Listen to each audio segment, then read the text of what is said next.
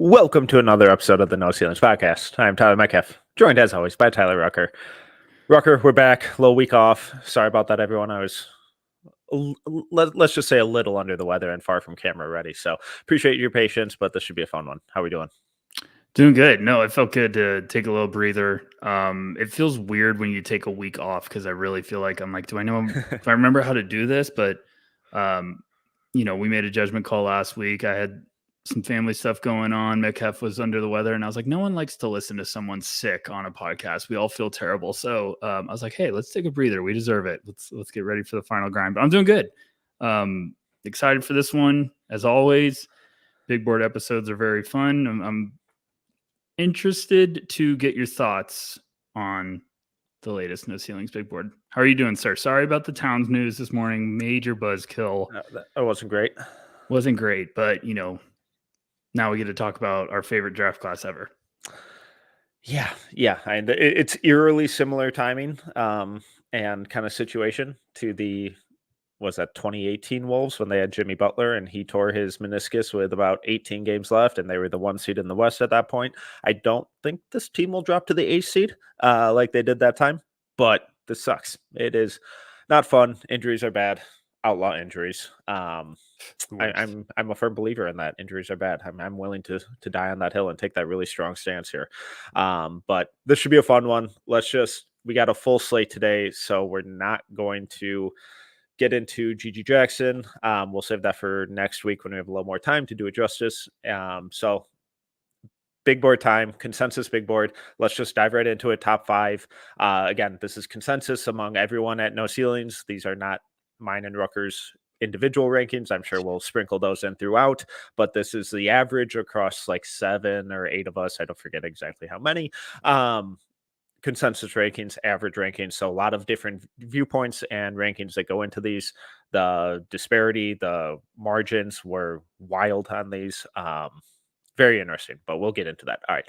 At number 1, Alexander Sarr continues to be. No change there. Number 2, Zachary Reese-Shea. 3, Cody Williams. 4, Nikola Topic. And 5, Reed Sheppard. You're back from being on the DL, so I'm going to let you start off the thoughts, Mr. Metcalf. What were your thoughts of the first 5? I love that. I'm going to say it again because it's so important. These are not our personal rankings. This is consensus. We get so many questions, and I'm like, guys, it's the consensus composite rankings. It's the average of where we had. Just because one person has someone high does not mean the other one, meet in the middle. So composite, it's an average ranking. So what were your thoughts, Metcalf? I'm kind of similar to last time. Alexander Sarr continues to trend down in the average rankings, but still isn't losing the seat. At number 1, Zachary Reese-Shea continues to trend up. I don't believe Reed Sheppard was in our top 5 last time. No. So that was a little surprise there. What jumped out to you? I mean, the Reed jump definitely for me, I would say, was the most like, okay, it started. I'm trying to, it's just funny. The Sarr stuff, he continues to puzzle me. I've been watching him more and more, continues to puzzle me. I'm continued to be intrigued. And every time I want to move off of him, I remind myself of the Ignite film. And just when we watched those games, I think we did a playback for those games. And I remember me and you talking off the air, and I was just like, he looked like a god on the court. Yeah, it was incredible. So it's just it's a really tough year. It really is. Everyone has their own person they're willing to fight for at 1, but we still keep Sarr up there. And, we love talking with fans, and I think we've seen a lot of people put their big boards on the line, and a lot of people have Sarr at 1. So it's going to be really interesting moving forward to see if he can hold on and if the No Ceilings crew ever pivots from that. Any other thoughts? I think Reed's at 5, I think is legit. I know there's a lot of Rob Dilling fans out there, but I think Reed has been a freak of nature all over the place, and he continues to be efficient. So what are we doing? And I think with Reed, and he jumped into my top 5 too. So I have him exactly at 5. And I think the big kind of change for me with him has been that he's starting to show a little more on-ball stuff and ability to kind of initiate and not just compliment stuff. So that heightened aggressiveness, that continued efficiency, the defensive hands. I still have issues with the overall defense. I don't. There's very little physicality. The off-ball stuff, he falls asleep a lot. I don't love that stuff, but his defensive hands are just absolutely elite. And I know he's probably not going to measure in at 6'3", so he's a little on the smaller end. At least having those hands, those instincts, that timing throughout the season, I think that's more than enough for him to kind of be a capable defender, let's say. And then the offensive stuff just continues to shine, and it's whatever role he has to step into and fill. He continues to do so while also expanding the difficulty and the variety of those roles by the game. It's just really impressive stuff how he's continued to improve, not just like month by month, but almost by the game. I mean, he's averaging 12.2, 4.2, 4.5, 2.6 steals on 53, 51, 83. We've been talking about this for like the whole year. Like we've been saying, like, okay, when is it going to die down? And now we're 30 games in, and he's still doing this. And all the BPM lovers out there, he's at 11.8. That's a freak of nature number. Like, and I think that, his latest game, he just had 11 assists yesterday. He showcased the ability to be kind of a distributor. I think there's going to be teams that are convinced he can be a point guard. And if that's the case and you buy in, he's going to go to pre-workouts and shoot the crap out of the ball. So if you're buying that in, he's going to climb, because some team, all it takes is one. Everyone's got to remember that. All it takes is one team to fall in love with them. And there's going to be a lot of teams falling in love with Reed Sheppard. So I get it. I completely buy it. Okay, so we love Reed. Obviously, he's fifth consensus, fifth for me on my board. But how does this not work for Reed? The numbers are outlandish. There's stuff that we've never really seen, but there's still questions. So if things don't go right, if Reed doesn't return top 5 value, what is it in his game, or what went wrong? I mean, if he can't create, maybe the bigger question is, why can't this work? Maybe that's the question everyone has to open. Like, we all have hesitations, because we have hesitations with every prospect, and especially in this class. But every single draft class, we have hesitations about prospects. But we need to start asking, why can't this work for Reed Sheppard? Why can't he be an efficient shooter, scorer? I think Corey talked to a scout early in the year. This was early in the year, that name dropped Steve Nash with Reed. And I was like, whoa, that's a big name. But Yeah. if you ignore, like, oh, Hall of Famer, I think it's just the style of play where, like, you can get to your shots, you can navigate. And then what if he's shooting the crap out of the ball from deep? I think the creation, if some team drafts him to be a point guard and he can't create on his own, and NBA defenders are just bigger and stronger, maybe that's how it doesn't work. If someone's like, hey, we're going to make him a point guard full-time moving forward, and it just doesn't work. But we've seen plenty of flashes in which he's showcasing he can figure it out. He can make the right decision. He can get guys open. He can make the extra pass. I'm right there with you with the defense, but he's still near 3 steals a game. So, like, at one point you're like, but his hands and instincts and timing, it's all way too good to discount at this point. Yeah, I'm right there with you. So, Okay. Any other thoughts? On top 5, 9. No, I will sprinkle this little tidbit in, and No Ceilings Plus subscribers know this, but it's very close between 1 and 2. So I'm very close. I cannot wait to see if that changes, if those guys flip next time around, but it was very close. Okay, let's move on to 6 through 10. At 6, we have Stephen Castle. 7, Modest Buzelis. 8, Jacoby Walter. 9, Rob Dillingham. 10, Ron Holland. Where do you want to start? Because I feel like this section may get a little spicy. Yeah, a little spicy. It was definitely spicy on the line. I think Rob's going up. Jacoby, for this one, for listeners that haven't gone to the site, this time I made it a point. We had a fan comment on the previous big board and was like, I'd love to see previous rankings. And I was like, hey, I can make that happen. So we put the movement on this big board, like who climbed, how many spots. Jacoby is fallen a little. He fell down 1, I believe. And Rob is still at 9. I think that was the biggest one that surprised me. I thought he was going to go up and jump Jacoby. But I mean, I had Rob at 10. I still had Jacoby at 8. So pretty close there. Right now, I might be changing those. It's just tough for me. I mean, what about you? Yeah, and I have Jacoby at 7 and Rob at 12. Honestly, I love what Dillingham has shown this year. I really hope that my ranking of him doesn't. I don't know why it would come across as negative or hating on him. He's been absolutely incredible this year. I didn't think this was going to work with him at all coming into the season, and he has exceeded every single expectation and then some that I had with him. What he's done this season has been absolutely incredible. And when he gets on those hot streaks, he can completely take over a game and be an absolute game changer. I just, how much of it really translates to the NBA. And I'm really, really hesitant to buy into it at a top 5 level because I think the defense is awful. I don't trust the at rim stuff. The playmaking has been great. The shooting has been great. The on ball creation, the shot creation, the flair, the creativity, all of it has been extraordinary. But he's not 6'3". No way. There's no way. I'll tell everyone. No. There's no way. Yeah.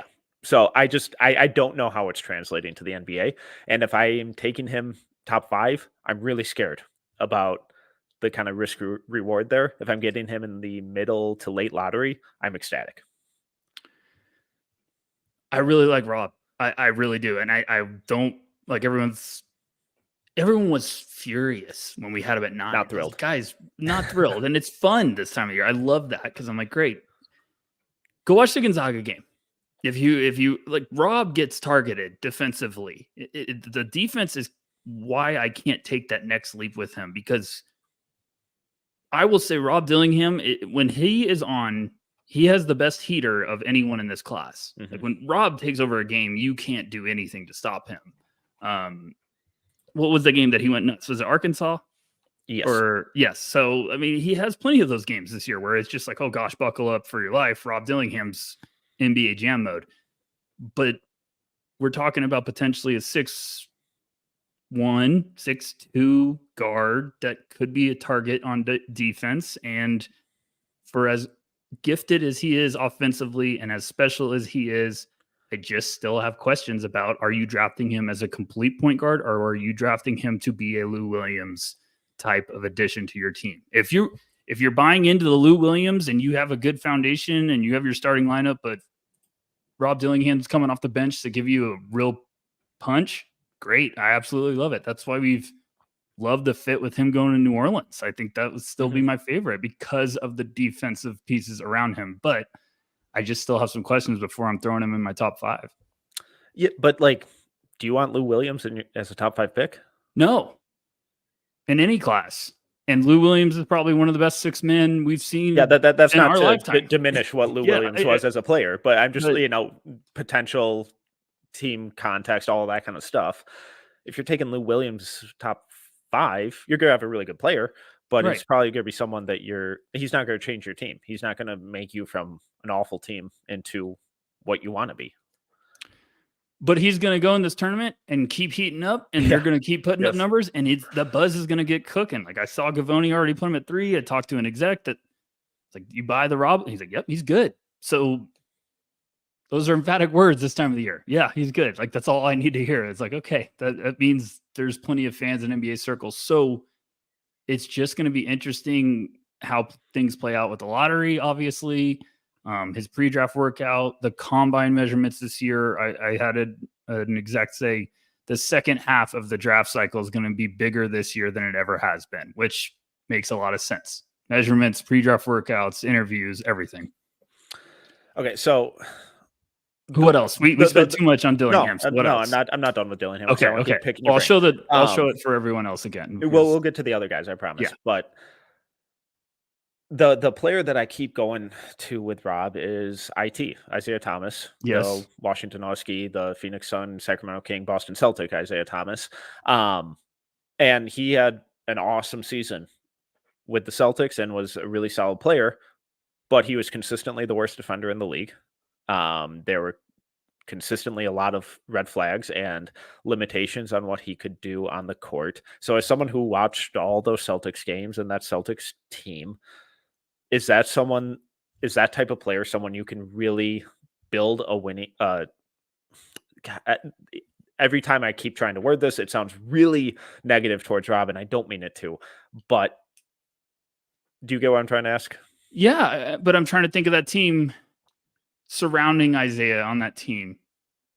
Al Horford, Avery Bradley at his time was a bad dude. Marcus Smart. Where's my man? I was looking for one more name. Oh, and Jay Crowder. All high-level defenders that could kind of help him. You know, you had to pick your poison with that team because they were underdogs. They were scrappy. Isaiah was absolutely phenomenal. It was one of my favorite years. It's one of my favorite teams I've watched because they were just always playing their hearts out. But you had a lot of guys around him that could help shell him on defense, if you want to put it that way. So I think just some teams going to have to be creative with Dillingham, and maybe you can figure that out. And because the offense is an elite NBA skill, you're willing to take that early, especially this year. So I understand drafting him early. I would just have a lot of caution, if that's the right word. Hesitancy, I don't know, because this year we're hunting the NBA skill more than ever, I think, with these guys. And Rob's elite skill is something that is so high in demand right now in today's NBA. So I get it. So when we talk about fit and we just kind of look at some of the teams towards the top of the draft, Washington, don't love it. Charlotte, don't love it. Portland, no. Memphis, no. But then you have two teams in the top 7. One of them with 2 picks in the top 7 in Detroit and San Antonio. Could you entertain either of those? Fan thinking that we're just crapping on Dillingham right now. No, I mean, you could sell me Dillingham for every team. Yeah. Like I have him at 10 and I just said that. Like you could sell me for every team. And the same thing we just said about Reed Sheppard. All it takes is one team. And if one team is willing, you know, if the Spurs are saying we love Dillingham and we have a 7'5" giant that could help him right behind him, fine. I get it. If you love him, and go get your guy. That's what I always say. So I could be sold on every team. Yeah. I'm just worried about the defense. You have to have a very good plan in place. Maybe the Spurs go out in the offseason, get another point guard, and then add Dillingham to pack a punch. I get that. But am I crazy? I mean, what do you think, Metcalf? No, and those are kind of the only two in the top 5 range that you could sell me on because they have size, they have athleticism, they have really high-level defenders that you can kind of insulate around him, and then he provides that shooting and that playmaking creativity where, I mean, there have been all these rumors with the Spurs potentially going after Trae Young. It's like, don't love that, but if you can get Rob Dillingham on a rookie contract, that's more intriguing to me. When you look at the Pistons, Rob's played a lot off ball too. So I don't think that he's necessarily going in there and taking the ball away from Cade or anything. And, they have the defenders and the athletes with the Sar Thompson, Jalen Duren, a whole bunch of those guys. Where does the defense really even matter at that point? And I think in those two very specific landing spots, it doesn't. It's the rest of those teams where I'm like, I'm just not sure what heights he's kind of taking you to. And I think not just him, basically everyone in this draft, the fit is just so important in terms of what are the odds that they're going to reach their kind of 90th percentile outcome and how good they can be. So I'm sorry if that came across negative. I really like Rob. He's been so much fun. He's been incredible. And meant to be positive. So they're just some flags. So, yep. All right. Anyone else in this group you want to kind of cover? Bazelis looks better. He does. He's playing with a little bit of strength now. I like to see Jacoby. Jacoby's one of those, he's testing your scout evaluation abilities right now, because are you buying previous? Are you buying the highs when they come and go, or I don't know. It's just it's a headache. He's becoming a headache because when he's cooking, I love him. I still am a believer of Ron Holland. I got him at 5. So I still am buying Ron Holland. What about you? Castle continues to impress. I just love all the little things he does, the defense, the passing, rebounding, off ball movement, all that kind of stuff. It's just, is he going to shoot it? Is he ever going to shoot it? I think it looks solid, kind of. So I'm optimistic, but I do think that this last month or so of Jacoby has been rough. I'm still believing, but it'd be nice if he kind of started to turn things around here. Let's move on. He's going to have a big turning run, and we're going to be like, this just headache city. I'm buying Castle shot. If Scotty Barnes can switch his shot from Florida State to the pre-draft process that quickly, I'm buying anything that can improve a shot. So we're moving on. Yep. All right. Where are we at? 11, we have Dalton Knecht. 12, Donovan Clingan. 13, Johnny Furphy. 14, Kyle Filipowski. And 15, Jared McCain. Where do you want to start? Furphy making a little jump there. I like this group. I really do. I think these are some names that could creep up a little bit. It's just who are you knocking down? And maybe Jacoby's the name that moves down. I think Klingen's looked very good lately. Yes, he has. And I think Klingen's going to be the name that moves up if UConn has their deep run and he's playing like this. I think he's going to get back into that top 10. What about you? I mean, Dalton just keeps being awesome. So he's just going to be the guy that if all it takes is one team and some team might be like, hey, we're taking him 9th. We love him. Yeah. Quick question on Dalton. Mm-hmm. How much? So some of the scoring efficiency stuff hasn't really been there. He's a really good athlete. I wouldn't classify him as like a great space creator or, separator on ball. But how much of those inefficiencies do you think kind of come down to him and some of the inefficiencies in his personal game compared to the context of that Tennessee team and him having to do so much for that offense? It's a real good question. I think that could also be what scouts are convinced maybe he goes a little bit later. Like, although we have him at 11, it wouldn't shock me if he goes 16th, because I could see teams being like, very favorable situation that they don't have a lot of offense. That's a scrappy defensive team that they kind of give the ball to Dalton a lot and they're like, run the show. But I also wonder if you could counter that. Well, it's like, well, he's going to be well prepared to be an offensive piece at the next level because he can do a lot of stuff off the dribble. He can, he is an awesome movement shooter. I love that baseline out of bounds play they run all the time where it's just him sprinting to the corner and it's like, it's a tough shot. He looks so easy. It's like you would think that would find its way onto someone's scouting report by now, but literally every single time they're taking it out of bounds, I'm like, the play's happening and they literally run it. He just, no matter how smothered he is, I think it's a great play because it's his momentum's going away from you automatically. So it's like you almost can't overcommit because the play, he would just go the other way. So it's a tough guard, but I don't know. I think that's a good one, Metcalf. I think that's a really, he has been in a ideal situation for his strengths to be blossoming this year.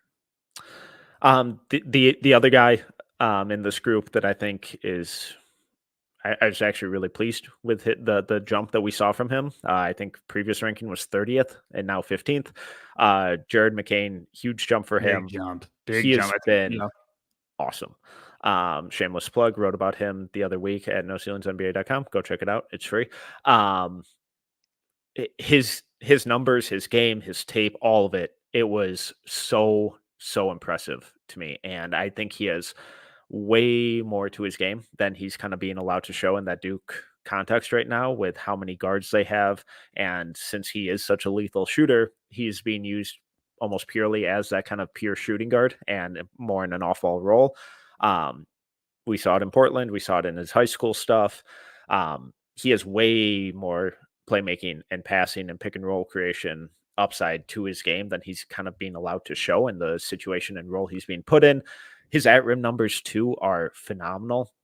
He's not an explosive finisher but his craft, his ability to play off 2 feet, the creativity in adjusting angles, finishing with both hands, and then also creating for teammates on the interior has been so impressive. I mean, he's shooting 62.4% at the rim and is in the 71st percentile in at rim scoring. I think there's way more to his game. And if you're just viewing him as, quote unquote, just a shooter, I think you're missing out on a lot, and he's probably gonna be undervalued. I'm just really proud of everyone for finally getting on the Jared McCain hype train. I feel like I was crazy in the beginning of the year because I was pumping him so much. I was like, come on, man, we got to buy into Jared McCain. This kid can play. And Tyrese Proctor goes down with an injury. They need someone to step up, and he just spread his wings. And he's averaging 15, 6.5 rebounds, 2 assists, 1.3 steals over his last 12 games on shooting splits of 46, 39, 88. I think he's just going to be able to hang his hat on, like, hey, I can do a little bit of everything. I'm 6'3", but I rebound the crap out of the ball. I can shoot it. He makes his teammates better. He is going to be a guy that scouts are going to watch film, and, he might not get the assist, but he made the right read, and they're just going to be like, kid can play. He's going to be nice. And my biggest thing with McCain is I've always joked and said, if you drop players in the infamous summer scrimmages where they're playing 5-on-5, like if you drop the player in there, could he hold his own? Could he look like he belongs? And I think McCain would absolutely belong because he just understands how to play alongside talent. And he's been awesome. So that was the big one when I was putting together the graphics and everything, and you sent me the numbers. I was like, whoa, McCain 15. That's a humongous jump, but it's well-deserved. He's been awesome. Am I wrong for getting like some CJ McCollum vibes from him? I think that's another level for him to reach. Like, sure. I still got, he just gives me Derek White vibes. He's smaller, but he gives me Derek White, just smart player that you're like, man, this guy can play, and just one of those guys that proves to be a very important piece alongside. Like, you want to get McCain alongside some studs, so he doesn't have to be the guy all the time. But all of a sudden, you might look up and be like, man, McCain's going to play 12 years in the NBA at a high level, and I just think he's a stud too that could go through the process and keep saying it. All you need is one team, and some team just might be like, we got one. This is the high floor player for us. So I love his game. Absolutely agree. Furphy, we've talked about a ton between us. Easy. And I'm not sure there is a too much, but calm down there. Where you're at with Filipowski, because when things are rolling for him, he looks incredible, but there are other times where it is real rough, and I'm really struggling with the idea of him being a lottery guy. I have him at 12. 19.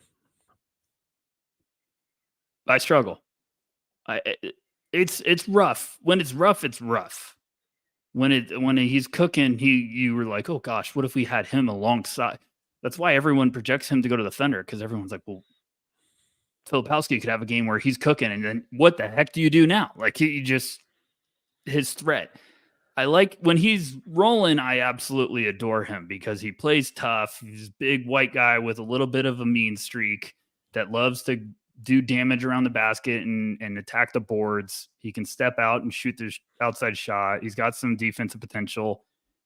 But then, like, you go see him against Missy, and I was like, whoa, like Missy just was kicking his ass, and I don't know, it's tough for me. I've had him sort of near the end of the lottery all year. I think maybe previously I had him late teens, and then I moved him up because he was starting to play good, but I just can't take that leap to getting him in the top 10. So I feel like me and you might have some similar vibes where we're like, yeah, I'm hesitant, but I get it. Have you watched the NC State game yet? No, need to. It was rough. It was really. It's really rough. When it's rough, it's real. But I just end on a high note with him. His passing has been incredible this year. I love the way that's developed. And it could be a really, really high level complementary skill for him going forward. So Low compliment sandwich there. All right, let's move on Would to you wait? Well, would you yeah. take Missy or him? Currently, I have him just like a couple spots higher, Okay. but I think that's more predicated on still kind of sort of believing in the shot that he's gonna shoot it at an above average level plus the passing. Really, and he's really physical, works his butt off. Really good rebounder. The defensive consistency, I think, is really troublesome. The scoring consistency, the shot creation, the bulk of his interior scoring stuff is him just trying to overpower guys and go straight through their chest. I don't think that's going to translate great for him, so he's going to have to shoot it. But that's a tough one. What about you?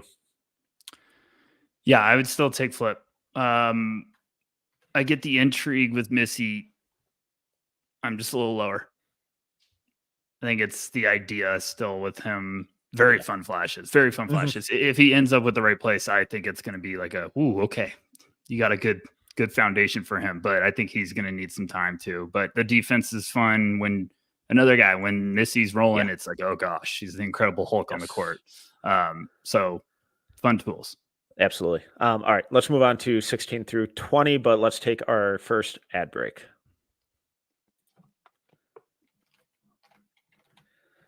Okay, Rucker. At 16, we have Tyler Smith. 17, Ryan Dunn. Oh, gosh. 18, there we go. I thought I had the wrong graphic. Sorry, go ahead. 18, Kevin McCullar. 19, Isaiah Collier. 20, Tristan Saloon. Where do you want to start? I had a little bit of a panic mode there. Sorry, guys. Collier's look good. He's climbing back. He's looked pretty good lately. He needs to keep doing it because their season's running out. It's a really interesting group because Tyler Smith was cooking, sort of cooled off. Ryan Dunn is just a puzzling one because of the offense. And then he has games where he just... What offense? Yeah, he has games where he just destroys people defensively. Yeah. McCullar's been hurt, so I understood why he was trending down a little bit. And then he's tried to play through injuries and had okay games. I think that's the range for Collier to make some noise and start climbing. Saloon's tough because there's a lot of people that are still buying into the Saloon hype from certain places that we keep asking around, and everyone's feeling opposite, to be polite. But I do think Saloon still could be a guy that when he gets in front of I'm convinced he's not 6'9". I'm convinced he's going to measure and we're going to be like, oh, Saloon's 6'10" and a half with a freakish wingspan. I don't know why. He looks humongous on tape. Oh, I watched 6'9" guys and then I watched Saloon. I'm like, these are not the same. So another guy, that's why execs and scouts are like, the pre-draft's going to be huge for us. So what do you think? Yeah, and I think the kind of disparity between a lot of the media views on Saloon and the NBA views is really interesting. I still am intrigued enough where it's like, all right, late teens, take a flyer on him. Why not? Because I think he does have a ton of upside, but I have questions about the feel. I have questions about the consistency, the decision making, kind of all of that stuff, because that's been really up and down this season. But the shooting feels legit. The work rate is very legit. The rebounding, some of the defensive upside stuff. It's just, what is it all going to kind of lead to? What type of player and final product is it going to produce? And I think there are a lot more questions than like the highlight tapes necessarily suggest, because when you see a guy 6'9", 6'10", doing some of the stuff he does, working the way he does, it's like, oh my God, sign me up. And that's why he was getting top 10 hype early, and still is by some people. But I'm, just outside the lottery for me right now. Ryan Dunn and Kevin McCullar are two guys that I'm really struggling with, because I like them, but I don't love them. And it's like, every time I look at my ranking of them, it's like, you could both be higher and lower all at the same time, because you are doing some things that are incredibly impressive, typically on the defensive end, and then some things that are incredibly frustrating, typically on the offensive end. Yeah. I'm right there with you. I mean, I moved Dunn. I love Dunn just because the defense is I think he's one of the most special defensive prospects I've seen. I mean, Asar, Ryan Dunn, I put him in the same category when it comes to just like you watch them on defense and you're like, my goodness. But I've even moved Dunn down to 23. So I think he's the name that just could fall, that you get into a range where you're like, we need more than just defense. It's just a specialist that a team's going to have to be like, well, we have all the offense around him. We need his skills defensively. And if you're buying the outside shot developing, then that's another world. It's like someone might draft him earlier because they're like, hey, he's going to come around. Intel's going to be everything with a lot of these guys. I think Saloon, we watch him. The motor's always cooking. So he's relentless. If Intel comes in that he's a hard worker and good kid and he looks good in the pre-draft process, yeah, he could go up. But that's just a weird mix for me. A lot of guys that I was moving down to because other guys are making some noise and other guys are climbing. And I feel like we're going to talk about them soon. So, yeah, that's all the thoughts I have. I still love McCullar. Where do you have him? I've got him at 16. Okay. I'm just buying the versatility. I think he's playing banged up and the numbers have cooled off a little bit, but he's playing through injuries. And are you at all concerned that he almost always seems to be playing through injuries for about 5 years now? Absolutely. I think that's why the process, medicals with a lot of these guys, like we see it every draft cycle. All of a sudden a medical comes out and we're like, oh gosh. And it's going to be this year too. Like some stuff's going to come out of nowhere. And maybe it's with McCullar, you never know, but it hasn't helped lately. But I'm still buying the first half of the season that I've watched.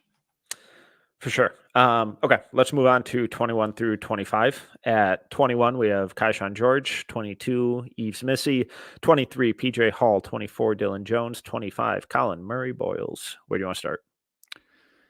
It's a fun group. Need to get some more PJ Hall fans out there. Apparently, Duke can play. Missy at 22, I think everyone's going to overreact about. I still think he's going to end up creeping up a little bit. Some places have Dylan Jones low, and I don't understand that because what the hell else does he need to do? I mean, his numbers are ridiculous. And the two freshmen, the party crashers, George and Colin, they look very good. Where do you want to start? Let's start with Colin. Screw it. Another shameless plug number 2 of the day. Wrote about him the other week too. Fun player. If you haven't yet, I highly, highly, highly, highly recommend going and checking out that Tennessee versus South Carolina game. He put on a clinic on how to rebound, pass, defend. He was fantastic. I just continue to be super intrigued with his game. I still have no idea what to do with the shot. I'm not necessarily sure I buy it. I know there are some who do and have really kind of more of an optimistic view for him and that shot. I'm not even sure that I think he's kind of emerging into that range though, where I don't think the shot is necessarily going to matter for him. Just because of how physical he is, how skilled he is, how smart he is on both ends of the floor. He can do literally everything on the court right now other than shoot. And there are a lot of people who are way smarter than me who really think that he's going to be able to shoot it in some form or fashion eventually too. So it wouldn't surprise me if he ends up as a top 20 or lottery guy come draft time. Would not shock me at all. I mean, freshman, 6'7", 230, I believe. He had 11, 2, 2, 3 on 5 of 9 against Tennessee. I believe he is only 18 still. So teams are going to be buying the upside. Like we had a comment from everyone. Thank you guys for watching. We love you guys. Someone commented about Ryan Dunn and was talking about like, hey, there's plenty of defensive specialists in the league that are making a lot of money. Absolutely. And Colin's going to be the sell of, well, I can do all this stuff defensively. He's going to be an analytics darling. Yeah. And he's still so raw. He's still so untapped. Like that's why I called it a party crasher in one of my previous pieces. I was like, he is a party crasher for this draft class. and he's going to keep going up because I think if teams are going to want to see more of him. So if he comes into a workout and they're like, hey, we might buy this, we're buying the outside shot, then all of a sudden you're like, well, we might have a two-way forward with really special defensive tools. Maybe this is a bigger version of vibes of Herb Jones, where you're like, he can, hold his own down there and switch and make an impact defensively and make winning plays. So yeah, I think he's the name that's rising for sure on this list. He's fun. He's really, really fun. He's very fun. And the offense is just very, very like simple. Like I think he took like a couple threes in the beginning of the year. He was coming off the bench, and then they put him in the starting lineup, and he just had like a 31-point game against Vanderbilt, just took off. And I love when confidence just kicks in. So, Duke can take over a game without stretching the floor. So if all of a sudden you're buying that shot coming around, woo, you might be having something. Yeah, absolutely. What else? Come on. I feel like you're pumped about this. You're pumped about this range. No, I just think it's a really interesting one. What does Dylan Jones need to do? Who did he hurt? Like, I mean, I'm going to pull up his numbers, but anyone else, go for it. Dylan Jones numbers, every time I look at him, I laugh my ass off.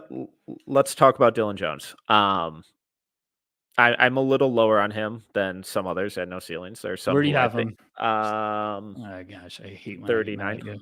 Oh, come on. I got him at 20. He's averaging 20.8 points, 10.1 rebounds, 5.2 assists, 2 steals on 48, 32. We'll ignore that. 85. No, come on. Okay, well, I'll give you some split. No, so are you drafting him to be a 3-point shooter, though? Are you drafting him to be a point guard? I'm drafting him to be a damn basketball player. Sure. But how is he getting his buckets? I'm not saying mid-range. He bullies. That came off way more condescending than I meant it to. So he's getting his buckets in a lot of ways. He's averaging 20 a game. So I mean, I just think he's going to go to a team and he can do a lot of stuff on the court. It's the same thing with the Jared McCain thing. Like he understands how to make his teammates better. They give him the ball to run the offense. He makes beautiful reads with his playmaking. He attacks the boards. He knows how to get to the free throw line. Like he's also developed this year a little bit of a mid-range like arsenal. Talking to him, his just mindset about being a student of the game, and he is a film junkie. So I'm gambling on Dylan Jones. It's just a simple one for me. But, I mean, people's having him barely drafted. I was like, what the are we doing? Yeah, that I don't get. And I know I gave out, was the number I said like 39, but 39. That's in a range of like 15 guys who I'd be fine with in the first round. Manny, great comment. Dylan Jones has a bit of Boris Diaw in him. Great comment. Yeah, absolutely. And he's incredibly skilled, incredibly smart. He has to do so much for that Weber State team that I'm not trying to discredit any of what he's done. I just really worry about the shot and just what I keep going back and forth between what is he going to be in the NBA? What role is he going to play? How are teams going to use him? I think there are a lot of ways for really smart teams to kind of implement him and take advantage of his strength and his passing and his rebounding. I do think there's more defense to him than he's kind of being allowed to show, because if he ever gets in foul trouble, that Weber State team is screwed. So they kind of have to have him on the floor at all times, which leads to some Olay defense at times, just because he can't risk reaching in. But I think he generally has good hands. I think the instincts and work rate and all that kind of stuff has improved a lot from last year. You got to shoot it, though. Guys, it's really rare for guys his size to not shoot it. And he has zero track record of being a good shooter. The mid-range stuff is great, but he's not going to be able to bully ball NBA guys the way he has at Weber. So I have zero doubts about the IQ, the passing, the rebounding, all of that stuff. It's just, can he shoot? And how is he going to get his buckets? Because if he figures out the shot, I think he's going to be an absolute steal. I think there's so much to like, and betting on those kind of intangibles and that kind of basketball brain is something I think is generally a safe bet. But the most boring fucking platitude in the draft space is What about the shot? I get it. What have we heard from every scout we've talked to throughout the whole year? Some love him, some are out. Yeah, It completely it's makes sense. it. It completely makes sense. You're either going to absolutely adore him or you're going to be out. And if you adore him, you're going to probably try to go get him earlier because you're going to be buying the intangibles and the versatility and thinking it's going to work with your team. I still think a playoff team might jump all over him. Someone like Denver might be like, we're putting him in our rotation off the bench and he's going to be a playmaking guru with shooters around him, whatever. You're going to have a plan for Dylan Jones. It's just going to be really interesting to see how he fits. I mean, we talk about the draft. Oh, it's a fit dependent thing every single year, but this year, I swear it means more than ever because you have to have an idea of are you either swinging for someone and just saying we're swinging this year for potential, or are you saying we have a specific plan for them being our eighth guy in the rotation to help out early with their NBA skills? So I think Dylan's just going to have to hope that a perfect fit, perfect range falls into place. And I do believe that can happen, but yeah, he had an unbelievable pre-draft process last year. We were shocked when he said, I'm going back because he had such an impressive year. And to have this type of responsive year just speaks volumes to his game. And I think it's going to be another strong pre-draft process. So 1,000%. I want to talk or ask you about, or at least touch on PJ Hall real quick. But I have a quick little stat for Colin Murray-Boyles. So when he's on the court, South Carolina's defensive rating is 95.9, which is 22nd in the country. When he's off the court, that jumps to 101.9, which is 101st. So just numbers are fun. Numbers are fun. PJ Hall, turns out, draft Twitter, not a fan. Not a fan. I like PJ Hall. I have him fringe first round. 31, I think, right now on my board. Where are you at with him? I like him a lot. I'm shocked people don't like him more. Where do I have PJ? I have him at 27.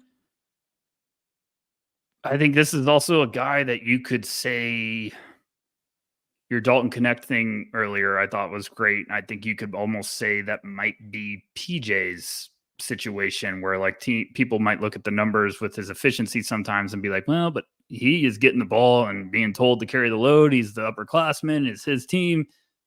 But he has some games where you're just, my goodness, like North Carolina, he had 25, 9, and 3. Some games he's taken strides as a rim protector this year with drop coverage. I think he's going to be able to shoot it from outside. So you're talking, and he's nasty. Like he will get the ball and get someone to pump fake and then just come down and he's dunking with vicious intentions. Yeah. Like, so he's relentless. He's got good size. He's got good strength. He's averaged over his last 9 games. He's averaging 16, almost 7 boards, 1.1 blocks on 49, 37, 68, get the free throws up. So I'm just, people are shocked, but I think that range of the draft makes some sense if you're looking for a rotation big. And the number one answer or question we get is, what about Kel'el Ware? And we're going to have words on him very shortly. So I'm sure that one might be a very testy segment. So I don't know. I just like PJ Hall a lot. I don't understand why there's not more fans. Agreed. I really like him as just like a rotation center, the rebounding, athleticism, strength.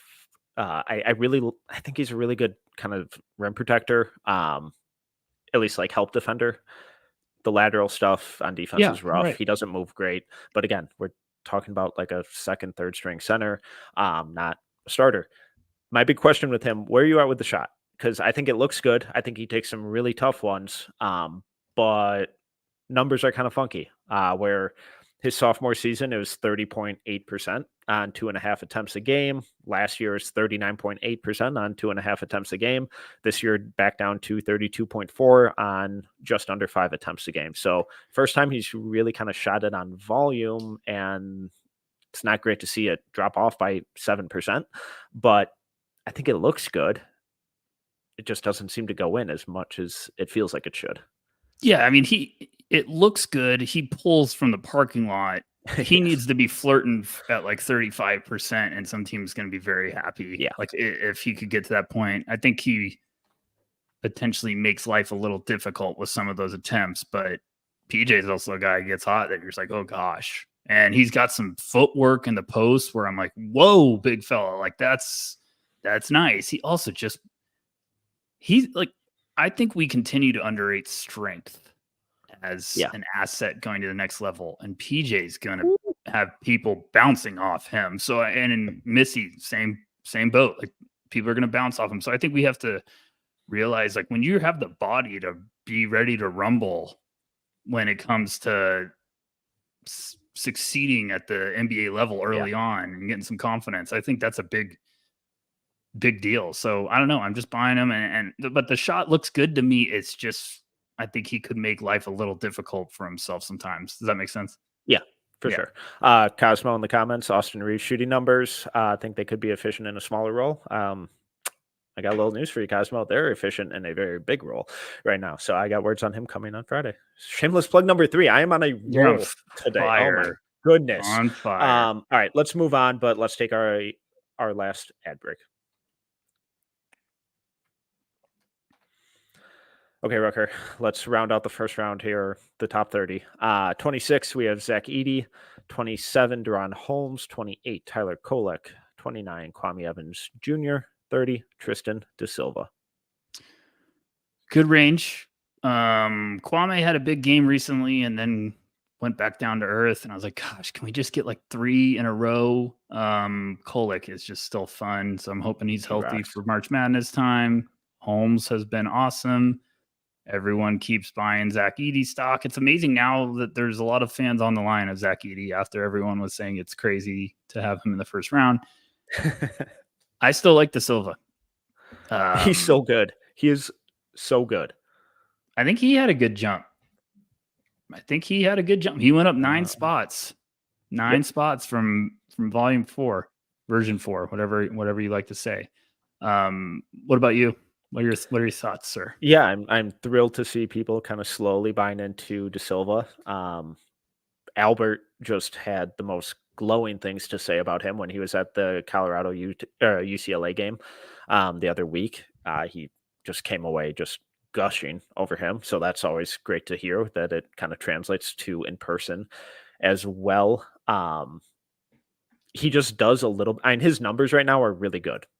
And he's not even a guy who I expect to have good numbers, where he's averaging 16.2 points, 5.6 rebounds, 2.5 assists on 48, 38, 84. I think he's going to be one of the kind of rare plug and play guys that I would be if I was like a kind of a fringe contender or fringe playoff team. I think he's someone who would really, really elevate just the overall rotation. I mean, his last 6 games, he's averaging 19, 6, 2, and 1.3 on 49, 39, 90. Yeah. He just, every time I watch him, I'm like, this dude can just play. Like, he's good. Like, he's really good. Like, he's solid. Doesn't make mistakes. Doesn't make mistakes. He's averaging, over that stretch, he's averaging 1.7 turnovers. He got good size. It's 6'8", 6'9", upperclassman. It's funny because I'm high on Cody Williams. I still am. And people like go to bat with me because they're like, well, his numbers should be better. He's not putting up more assists. And I'm like, he's playing with Tristan De Silva and KJ Simpson. Like, there's a lot of productive pieces on that team. And I think it just goes to speak volumes of like what Tristan De Silva's done this year. Like, guys have been injured. Cody's missed some time. De Silva has stepped up. You know, they had a tough game against Arizona. He dropped 20. Oh, I'm looking at the wrong person.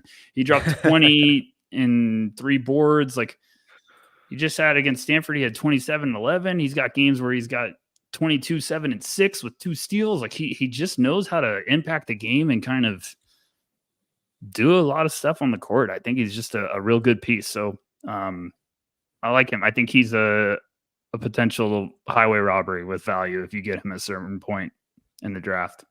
Totally agree. Anyone else in this range you kind of want to touch on?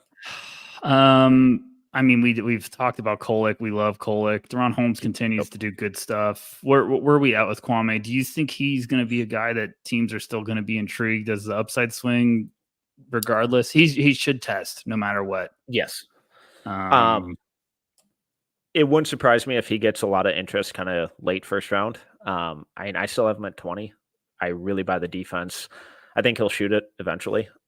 He's had a couple big games, but it's that consistency that we typically see from kind of raw freshmen. Doesn't really do much on the ball. I think another year of him and Jackson Shellstead at Oregon would be incredibly fun.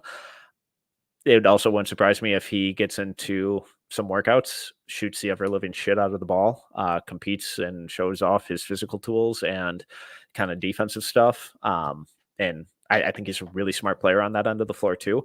And a team just falls in love with him and gives him a promise. So kind of a cop out answer here, but nothing would really surprise me at this point with him because I think there's so much upside.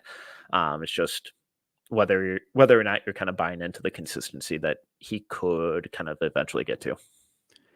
Big time recruit coming out of high school, and people are going to have to realize like this year, like these guys aren't going to be idiots. They're going to know like this is the draft I should go in because I could go up, and next year is going to be a juggernaut.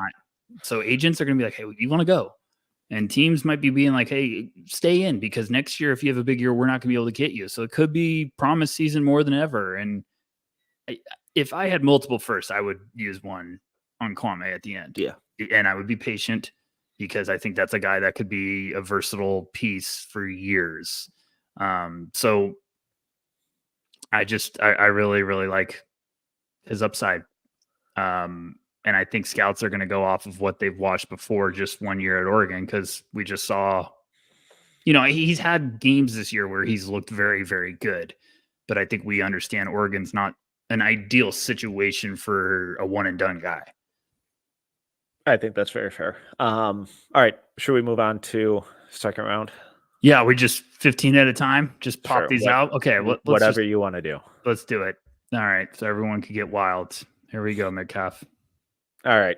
Bear with me here. All right. 31, Devin Carter. 32, Trey Alexander. 33, Nick Clifford. 34, Bobby Klintman. 35, Alex Caravan. 36, Kel'el Ware. 37, Izan Almansa. 38, Juan Nunez. 39, Adem Bona. 40, Oso Iguodaro. Moving on. 41, AJ Johnson. 42, Tyrese Proctor. 43, AJ Mitchell. 44, Jameer Watkins. 45, Jalen Tyson. What jumps out to you?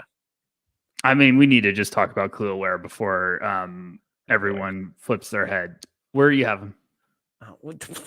I actually have him at 36. So feel great. 59. Okay. Why are you having him so low? I will talk about mine. I will also talk about why some people are struggling. Been productive this year. Yep. Been very productive. Very favorable situation. But tell me why you're a little bit lower. I'll start with the positives here. Yeah. Love the rebounding. He is an absolutely massive human being. I think he's been a good shot blocker this year.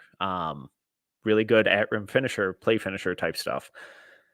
I just think he's being put in the absolute perfect position to get every ounce of production out of him on both ends of the floor this year. And I don't trust the defensive instincts. I think he's late on rotations a lot. I don't think he moves as well as a lot of people kind of sell him as. I don't think he creates shoot scoring opportunities very well. I don't really trust the shot. I don't like the passing instincts. He just kind of feels like someone who's just huge to me, and is benefiting from being put in the perfect position. I love that his production and his, all that kind of stuff has improved infinitely from last year, but it's none of it is really screaming NBA guy to me right now, besides the size. Here's the tough thing with Kel'el Ware. We were all enamored. He was a projected preseason lottery pick last year. I think we were even very high on him at No Ceilings because he was a big time recruit. The idea of him going to Oregon with that size and the shooting, it was very exciting. I mean, we just saw Derek Lively go skyrocketing up boards after he showcased he could shoot in the pre-draft process and had a good close to the year. Where this year has been awesome. Like Metcalf was kind of hinting, very, very favorable situation. He's been force fed. Even when he's full, he's getting fed more. He's on fire right now.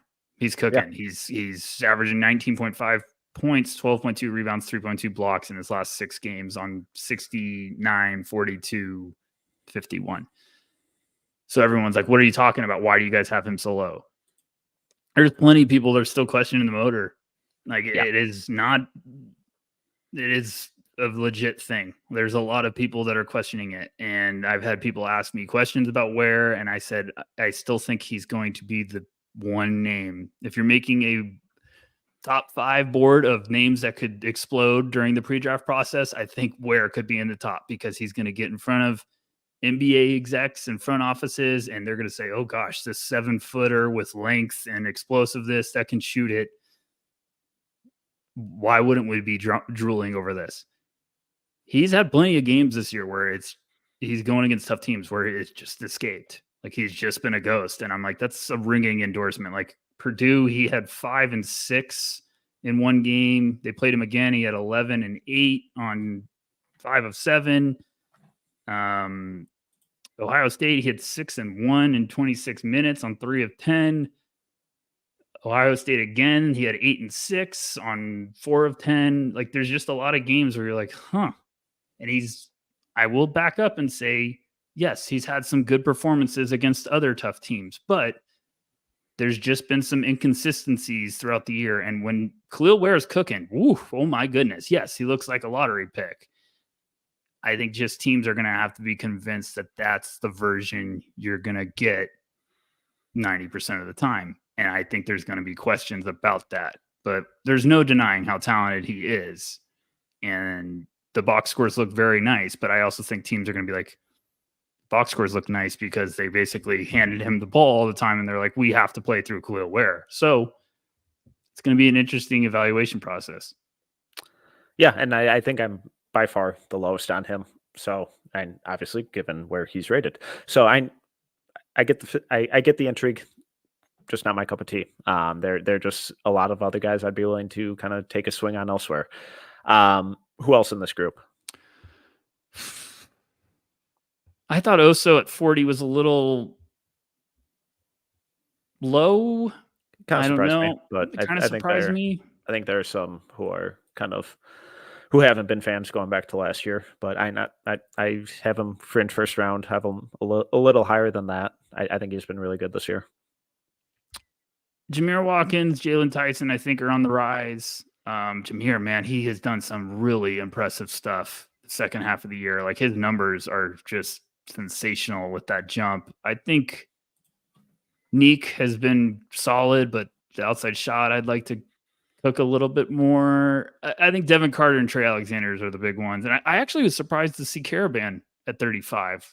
Because me and you talked on our previous episode of, we were like, why can't more people buy into Caravan? Like, what's holding back? And I saw that and I was like, oh, okay. But I mean, Devin Carter jumped 18 spots from our previous board. And Trey's been playing good. And I just think it's going to be interesting what they can do in the tourney if he can make a little bit of noise. But I think he's looked much better lately. Yeah. Yeah. I think it's obviously a really interesting range, and it's kind of one of this range really feels like where some of the upperclassmen who have been maybe a little more consistent all season are steadily emerging into, as some of the more kind of wild card swings are falling out because of that inconsistency. So I think that's kind of the range that we typically see teams kind of start to give out promises on those second round guaranteed contracts, and a lot of those tend to go to some older guys. So I think it's a really kind of interesting range, and it'll be fascinating to see who kind of ends up declaring and not out of that, because that'll mix things up even more. Let's move on to the last 15 here. We have Justin Edwards at 46, Pacome Dadier at 47, Reese Beekman 48, KJ Simpson 49, Hunter Salas at 50, Harrison Ingram 51, Adama Alpha Ball at 52, Jonathan Mobo at 53, Baylor Sharman 54, Wooga Poplar 55, Jamal Shed 56, Dylan Mitchell 57, Kobe Johnson 58, Xavier Lee jumping into the top 60 at 59, and Trayvon Brazil at 60. Where do You you want to pick. go? No, you pick. Start it off. This is just chaos. Let's talk about Justin Edwards. Yeah, let's talk about Justin. Because it has been an awful year for him. But these last couple of weeks, he's starting to look like the player that we wanted to. Would have been nice if he was playing like this in October and November, but everyone kind of develops at a different rate. So he's back in my top 60, and he's been really good recently. And he's kind of starting to piece things together and actually produce stuff and knock down shots and attack the rim. The rebounding, I think, has been really good all season. The team defense continues to improve. But it's nice to see him kind of starting to figure some stuff out. I just am at a point where I'm like convinced that it's going to have to be next year for him. But the 28-point performance was like, okay, for what it's worth, I agree. I think he should return, but Chris Livingston. I was we harsh also thought that about Chris Livingston. So I was harsh on Justin in this big board update. I moved him out of my top 60 because I was just like, we're at a point where like, hey, my man, like I waited, and then he had the 2-point follow-up game where I was like, okay, and then he just had 10 points each in his last 2 games. But I'm like, you're not doing enough to move the needle right now for me to have you in my top 60. And this is a guy I had near the top of my board in the beginning of the year. But it's just been a year where I'm like, he needs another year, and he needs to just be a absolute possessed machine this offseason. I think he's looked better. I think it's just something where like the confidence is slowly starting to build a little bit. I'd love to see him have a nice tourney run, and all of a sudden some stuff happens and we're getting excited about Justin Edwards again. But is it too little too late at this point? But it's another guy. Go test. And he might still have plenty of fans in NBA circles. I don't know. He's just puzzling. Because when he looks good, like I know what you're saying. The flashes are starting to look better. Like, but it's just the box score isn't reflecting, and it's tough because that team has so many guys that can score. So maybe he's doing a little bit of the connecting work, like glue guy stuff, but I don't know. Yeah, and I'm just glad that he's kind of starting to piece some of it together. Whereas a month ago, it was rough, and it had been for 2 or 3 months, unfortunately. So I still think he should return and be a next year guy. But he has a big tournament. He shoots crap out of it in pre-draft workouts. I'm assuming he tests because every Kentucky player always tests. So who knows? You never know what will happen. Anyone else kind of jumping out to you, speaking to you here? I mean, KJ and Hunter Salas have been just unreal this year. I still wonder if those guys could climb a little bit. Reese Beekman's been great for a team that just can't score. Shireman has fans in NBA circles, so I know some people might be like, what? This name again? Like, I love Jamal Shed getting at 56. I think teams are going to like Harrison Ingram. This is a really interesting mix. I think Kobe Johnson, I was shocked he kind of still out on. He's just had a rough second half of the year. Man, Xavier Lee can play. He's fun. He's really fun. I don't think he will stay in, but if he does, I could see him moving up quick. He's fun. I was watching him a little bit before this, and man, that kid can play. Like, I know Corey saw him in person, and Corey was like, this kid can play. He's 6'3", 171, listed that way. He looks like he's huge on the court. It's just really shifty. I like his game. What about you? Just going back to FIBA last summer, too, he was one of the more impressive players on the court, not just for Canada, but just whoever they were playing, too. Yeah, he's shifty, he's quick, he can shoot, creative passer, really high-level stuff. If he does return, would you like to see him go back to Princeton or potentially transfer up? I hate you throwing me portal advice. I would like to see those guys transfer up, but I also think you're on radar. I don't think there's a wrong answer. No, I always would like to see guys transfer up just from an evaluation perspective, but I also think when you put yourself on a radar, now we will go scout you. Like we will go find you. Scouts will go find you now that you're on the radar. I mean, they did it with Dylan Jones after he had the impressive pre-draft process. Scouts have been going out to see him. So I don't know. I mean, there's a lot of guys that we've all talked about as next year is like really exciting. Yeah. Malik Mack at Harvard, but the portal will be very interesting this year because it's either guys that are really talented that could transfer up. Zeke Mayo from South Dakota State, we would love him. It's just, could that guy be on the move? There was rumors about that. I don't know. We'll see. There's a lot of names. So I don't know. I just watched him and I was like, man, this kid could play. I don't have Brazil on my board, so I was shocked he was still on our no ceilings board. Same. Who else missed out? Still wanting to buy in on Mark Sears. He was on my board. I have him top 50, and I good still need to do for a you. deep dive. His numbers are bonkers this year. I had him at 40. I have him at 50. Okay. I'm shocked.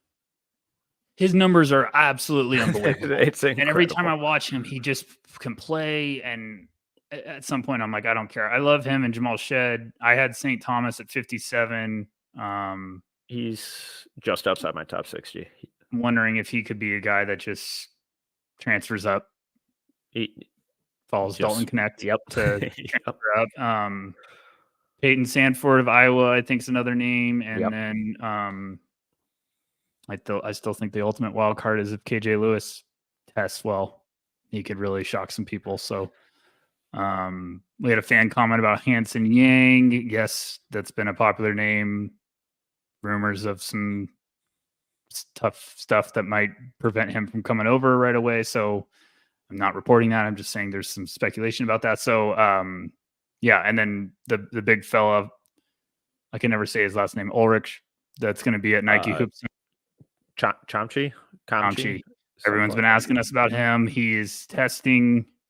He's going to be at Nike Hoop Summit, which we're all going to be there, drink. And I think that's going to be one of the biggest weeks ever for a draft prospect, because if he looks unbelievable, he might be solidifying himself as a mid-first rounder. So it's going to be a very fun week. So I think a big thing we do at No Ceilings is we don't just like, he could be in it, so let's put him at 15 because everyone's doing it. No, we're evaluating who we know is going to be in the draft right now. If he says he's going to be in, the board will look very different. So couple other names for me. Antonio Reeves. I don't know what this dude has to do to get some goddamn respect up in here.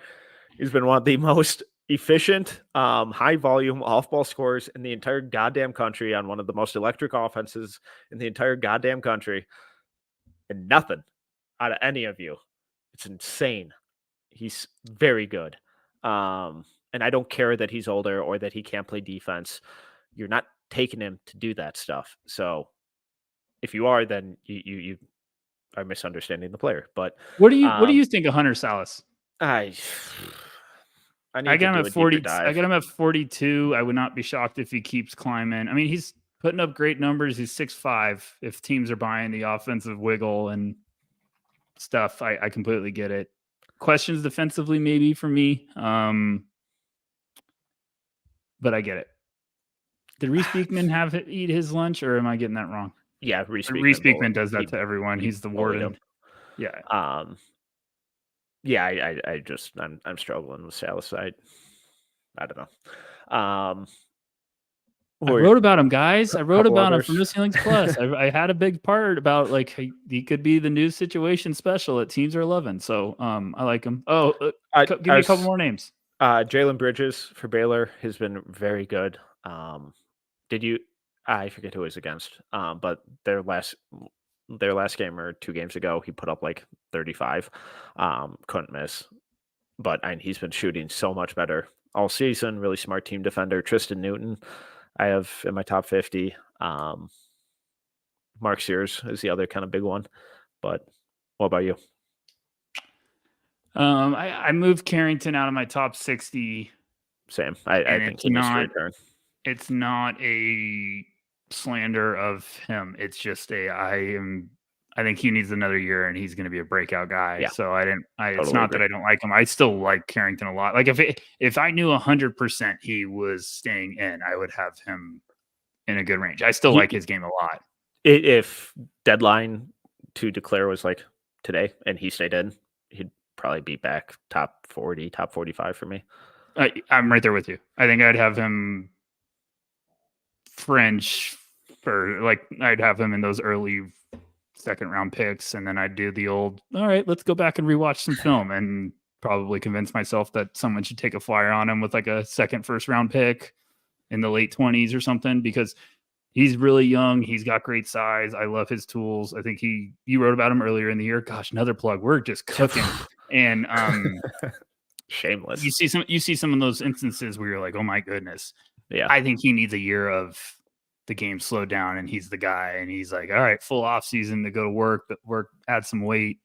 And then I think he'll be something really fun. Obviously next year's class is going to be just a wonderful experience. So, I don't know. I didn't have him there, but, anyone else for you or? No, I think those are the big ones. The averages on this one were ridiculous. I don't think we even came close to having 60 guys in our top 60.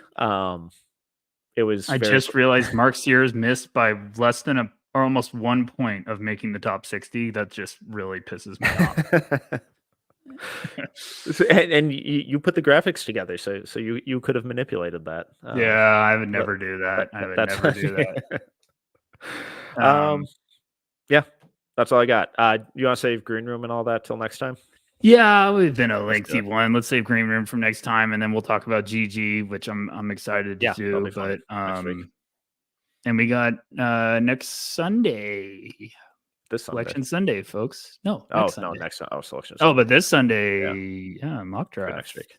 So next week, folks, everyone listening, we'll have a mock draft next week. More chaos, that I'm sure you'll all love every word and pick, because we just put PJ Hall top 10. We'll be. Thanks for everyone tuning in. You all the best. The chat was on fire today, as usual. Rucker, this was a blast. You can find him at Tyler_Rucker. You can find me at TMetcalf11. If you enjoyed this episode, please make sure to subscribe, leave a review, and a 5-star rating. You can find all of our stuff at No Ceilings NBA across socials, NoCeilingsNBA.com, No Ceilings NBA on YouTube. But until next time, see ya.